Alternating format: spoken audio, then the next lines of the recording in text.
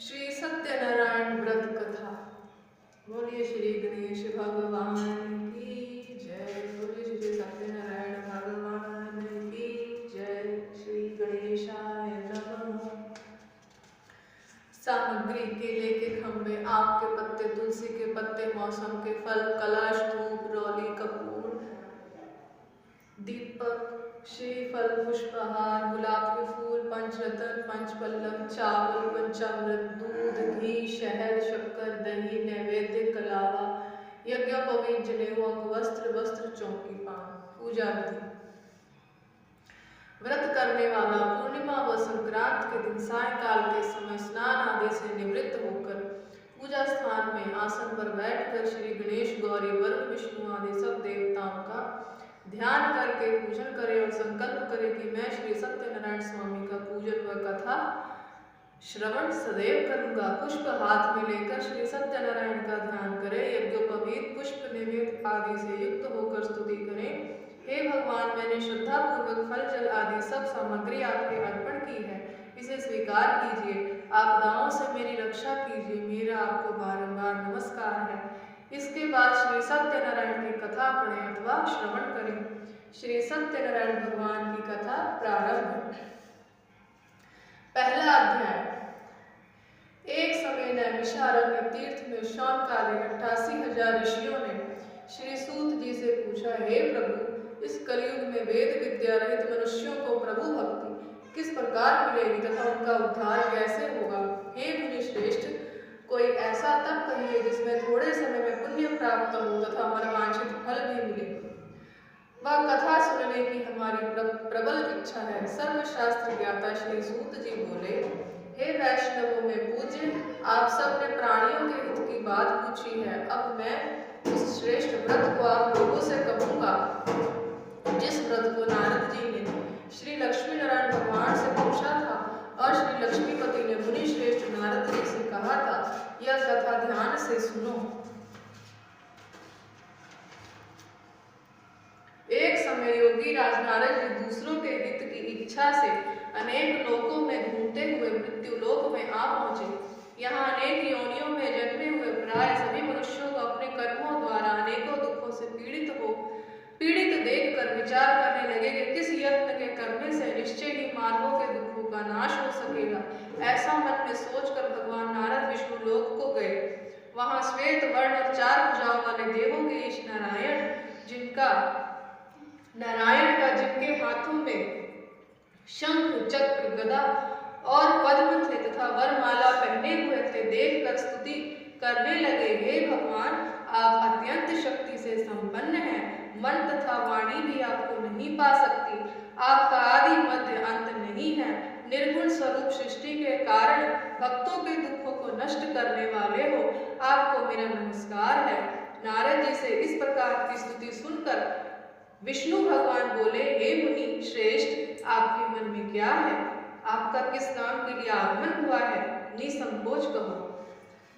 तब नारद मुनि बोले, मृत्यु लोक में सब मनुष्य जो अनेक योनियों में पैदा हुए हैं, अपने अपने कर्मों के द्वारा अनेक प्रकार के दुखों से दुखी हो रहे हैं। हे नाथ, मुझ पर दया रखते हो तो बताइए कि उन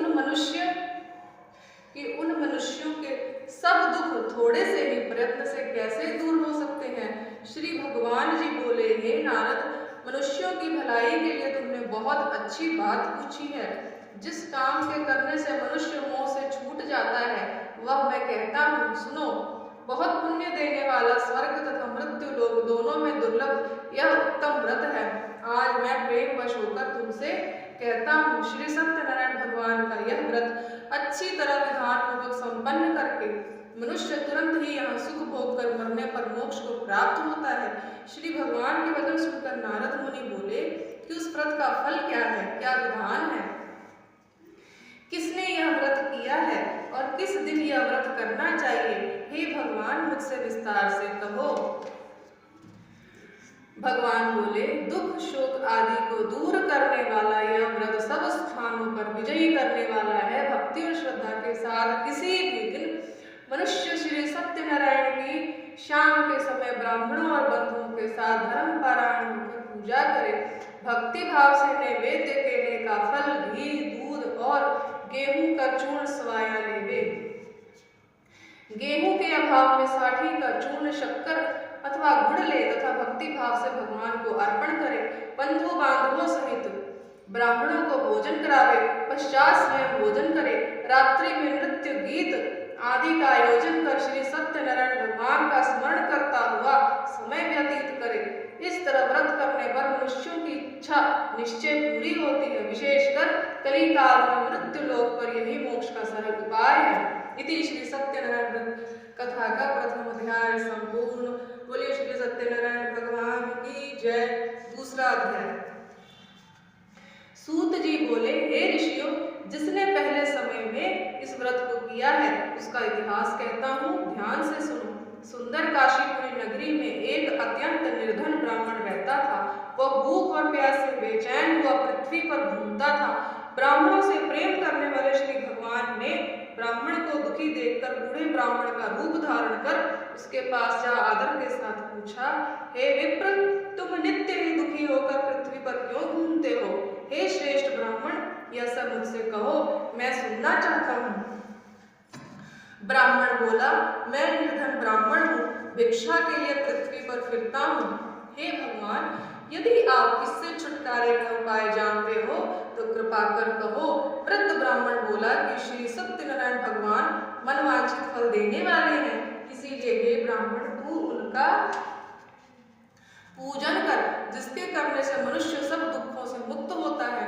ब्राह्मण को व्रत का सारा विधान बतलाकर बूढ़े ब्राह्मण का रूप धारण करने वाले श्री सत्यनारायण भगवान अंतर्ध्यान हो गए। जिस व्रत को वृद्ध ब्राह्मण ने बतलाया है मैं उसको करूंगा, यह निश्चय करने पर उस वृद्ध ब्राह्मण को रात में नींद नहीं आई।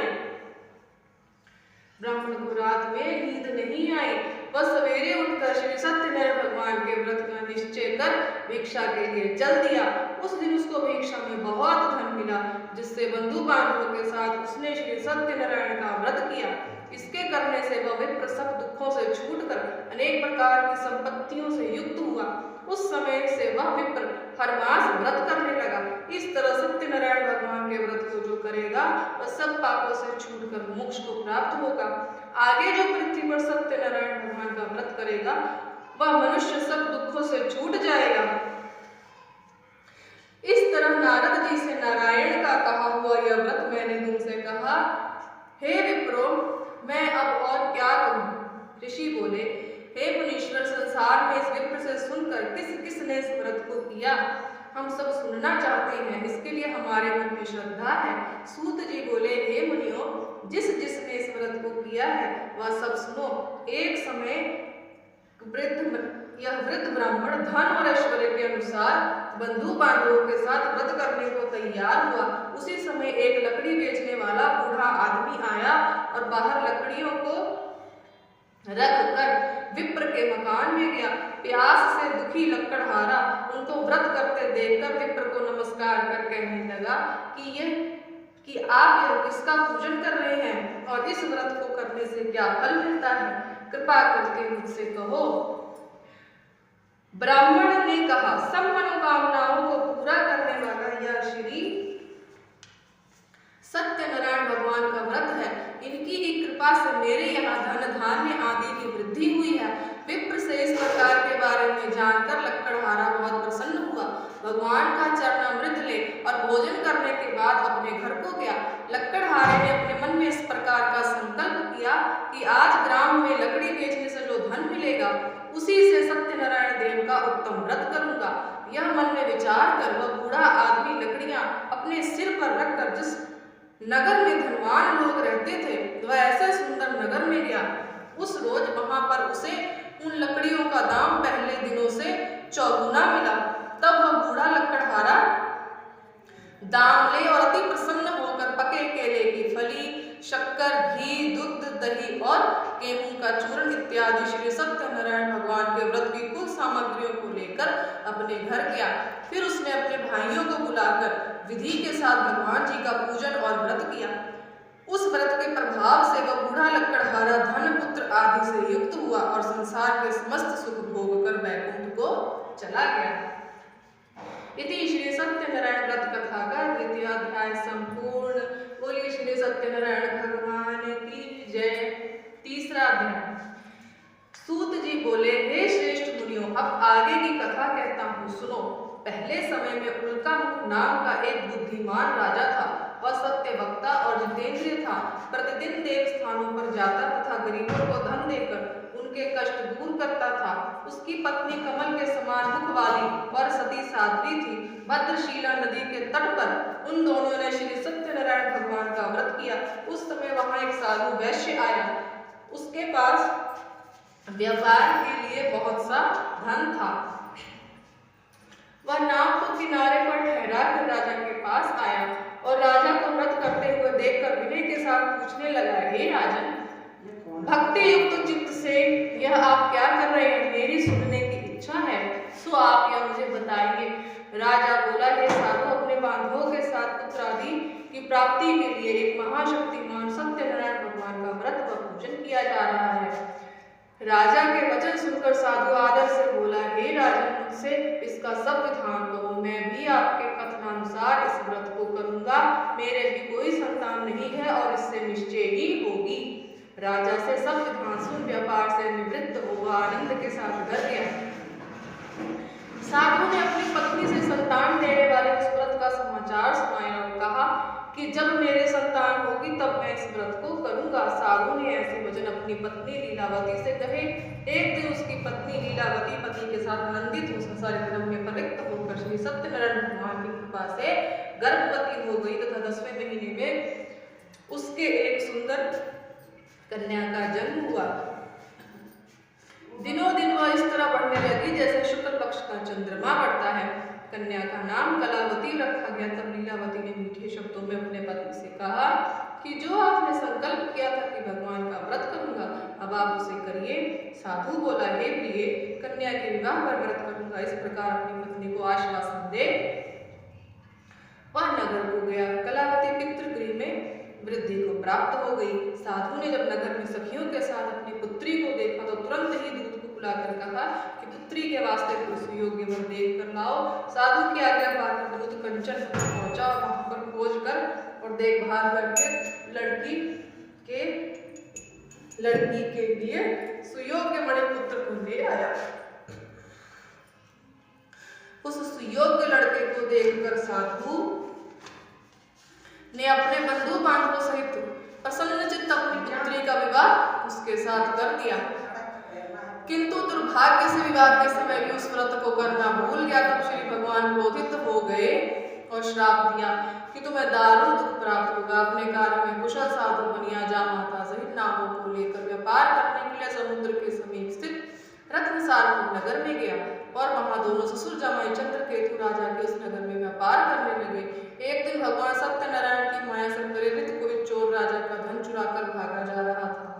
किंतु राजा के दूतों को आता देखकर चोर ने घबराकर भागते हुए राजा के धन को वही नाव में चुपचाप रख दिया जहां वो ससुर जमाई ठहरे हुए थे तथा चोर भाग गए। जब दूतों ने उस साधु वैश्य के पास राजा के धन को रखा देखा तो दोनों को बांध कर ले गए और प्रसन्नता से दौड़ते हुए राजा के समीप जाकर बोले, यह तो चोर हम पकड़ कर लाए हैं, देखकर आज्ञा दे। तब राजा की आज्ञा से उनको कठिन कारावास में डाल दिया गया तथा उनका धन छीन लिया। सत्यनारायण भगवान के श्राप द्वारा उनकी पत्नी भी घर पर बहुत दुखी हुई और घर पर जो धन रखा था चोर चुरा कर ले गए। शारीरिक व मानसिक पीड़ा तथा भूख प्यास से अति दुखित हो अन्न की चिंता में कलावती एक ब्राह्मण के घर गई। वहां उसने सत्यनारायण भगवान का व्रत होते देखा, फिर कथा सुनी तथा प्रसाद ग्रहण कर रात को घर आई। माता ने कलावती से कहा, हे पुत्री, अब तक कहाँ रही व तेरे मन में क्या है? कलावती बोली, हे माता, मैंने एक ब्राह्मण के घर श्री सत्यनारायण भगवान का व्रत देखा। कन्या के वचन सुनकर लीलावती भगवान के पूजन की तैयारी करने लगी। लीलावती ने परिवार और बंधुओं से श्री सत्यनारायण भगवान का पूजन किया और वर मांगा कि मेरे पति और दामाद शीघ्र आ जाएं। साथ ही प्रार्थना की कि हम सबका अपराध क्षमा करो। सत्यनारायण भगवान इस व्रत से संतुष्ट हो गए। राजा चंद्रकेतु को स्वप्न में दर्शन देकर कहा, हे राजन, दोनों वैश्यों को प्रातः ही छोड़ दो और उनका सब धन जो तुमने ग्रहण किया है दे दो, नहीं तो मैं तेरा धन, राज्य, पुत्र आदि नष्ट कर दूंगा। राजा से ऐसे वचन कहकर भगवान अंतर ध्यान हो गए।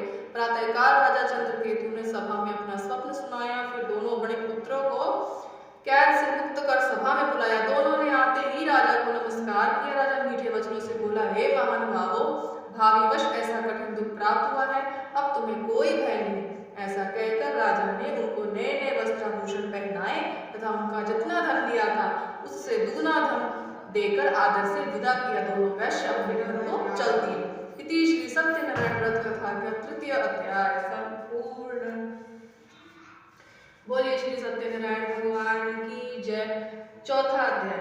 सूत जी बोले, वैश्य ने मंगलाचार करके यात्रा आरंभ की और अपने नगर को चला। उनके थोड़ी दूर निकलने पर दंडी वेशधारी श्री सत्यनारायण भगवान ने उससे पूछा, हे साधु, तेरी नाव में क्या है? अभिमानी वणिक हंसता हुआ बोला, हे दंडी, आप क्यों पूछते हो?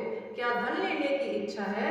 मेरी नाव में तो बेल और पत्ते भरे हैं। वैश्य का कठोर वचन सुनकर भगवान ने कहा, तुम्हारा वचन सत्य हो। दंडी ऐसा कहकर वहां से दूर चले गए। कुछ दूर जाकर समुद्र के किनारे बैठे।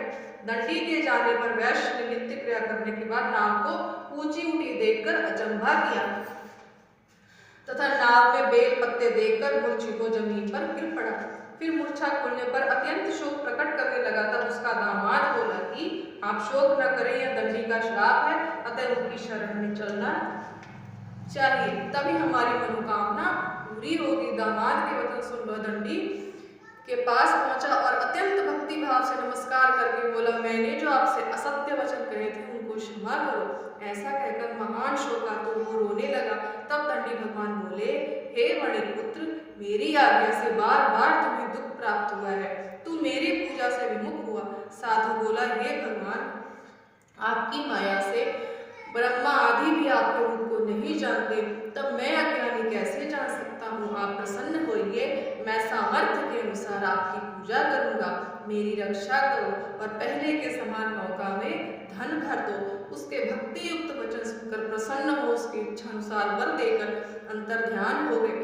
तब उन्होंने नाव पर आकर देखा कि नाव धन से परिपूर्ण है। फिर वह भगवान सत्यनारायण का पूजन कर साथियों सहित अपने नगर को चला। जब अपने नगर के निकट पहुंचा तब दूत को घर भेजा। दूत ने साधु के घर जा उसकी स्त्री को नमस्कार कर कहा कि साधु अपने दामाद सहित इस नगर के समीप आ गए हैं। लीलावती और कलावती उस समय भगवान का पूजन कर रही थी। ऐसा वचन सुन साधु की स्त्री ने बड़े हर्ष के साथ सत्यदेव का पूजन कर पुत्री से कहा, मैं अपने पति के दर्शन को जाती हूँ, तू कार्य पूर्ण कर शीघ्र आ जाना। परंतु कलावती व्रत एवं प्रसाद छोड़कर पति के पास चली गई। प्रसाद की अवज्ञा के कारण सत्यदेव ने रुष्ट हो उसके पति को नाव सहित पानी में डुबो दिया। कलावती अपने पति को ना देखकर रोती हुई जमीन पर गिर गई। इस तरह नौका को डूबा हुआ तथा कन्या को रोता देख साधु दुखित हो बोला, हे प्रभु, मुझसे या मेरे परिवार से जो भूल हुई है उसे क्षमा करो। उसके दीन वचन सुनकर सत्यदेव प्रसन्न हो गए और आकाशवाणी हुई, हे साधु, तेरी कन्या मेरे प्रसाद को छोड़कर आई है, इसीलिए इसका पति अदृश्य हुआ है। यदि वह घर जाकर प्रसाद खाकर लौटे तो इसे पति अवश्य मिलेगा। ऐसी आकाशवाणी सुनकर कलावती ने घर पहुंचकर प्रसाद खाया। फिर आकर पति के दर्शन किए। तत्पश्चात साधु ने बंधु बांधवों सहित सत्यदेव का विधि पूर्वक पूजन किया। इस लोक का सुख भोग कर अंत में स्वर्ग लोक हो गया। इति श्री सत्यनारायण व्रत कथा का चतुर्थ अध्याय संपूर्ण। बोलिए श्री सत्यनारायण भगवान की जय। पांचवा अध्याय। सूत जी बोले, हे ऋषियों, मैं और भी कथा कहता हूँ, सुनो। प्रजापालन में लीन तुंगध्वज नाम का एक राजा था। उसने भी भगवान का प्रसाद त्याग कर बहुत दुख पाया। एक समय वन में जाकर वन्य पशुओं को मारकर बड़ के वृक्ष के नीचे आया। वहां उसने ग्वालों को भक्ति भाव से बांधवों सहित श्री सत्यनारायण जी का पूजन करते देखा। राजा देखकर भी अभिमानवश वहां नहीं गया और ना नमस्कार ही किया। जब ग्वालों ने भगवान का प्रसाद उसके सामने रखा तो वह प्रसाद त्याग कर अपनी नगरी को चला गया। वहां उसने अपना सब कुछ नष्ट पाया तो वह जान गया कि यह सब भगवान ने किया है। तब वह विश्वास कर ग्वालों के समीप गया और विधि पूर्वक पूजन कर प्रसाद खाया तो सत्यनारायण देव की कृपा से सब कुछ पहले जैसा ही हो गया। फिर दीर्घ काल तक सुख भोग कर मरने पर स्वर्गलोक को गया। जो मनुष्य इस परम दुर्लभ व्रत को करेगा भगवान की कृपा से उसे धन धान्य की प्राप्ति होगी, निर्धन धनी और बंदी बंधन से मुक्त होकर निर्भय हो जाता है। संतानहीनों को संतान प्राप्ति होती है तथा सब मनुष्य पूर्ण होकर अंत में बैकुंठ धाम को जाता है। जिन्होंने पहले इस व्रत को किया अब उनके दूसरे जन्म की कथा कहता हूँ। वृद्धशतानंद ब्राह्मण ने सुदामा का जन्म लेकर मोक्ष को पाया। उनका मुख नाम का राजा दशरथ होकर बैकुंठ को प्राप्त हुआ। साधु नाम के वैश्य ने मोरध्वज बनकर अपने पुत्र को आरे से चीरकर मोक्ष को प्राप्त किया। महाराज तुंगध्वज ने स्वयंभू होकर भगवान में भक्ति युक्त कर्म कर मोक्ष को प्राप्त किया। इति श्री सत्यनारायण व्रत कथा का पंचम अध्याय संपूर्ण। बोलिए श्री सत्यनारायण भगवान की जय। श्री सत्यनारायण जी की आरती। ओम जय लक्ष्मी रमण श्री जय लक्ष्मी रमण सत्यनारायण स्वामी सत्यनारायण स्वामी जनभक्त हरिण। ओम जय लक्ष्मी रमण रत्न जड़ित सिंहासन अद्भुत छवि राजे स्वामी अद्भुत छवि राजे। नारद करत निराजन निराजन घंटा ध्वनि बारी। ओम जय लक्ष्मी रमण प्रकट करि कारण द्विज को दर्श दियो स्वामी द्विज को दर्श दियो।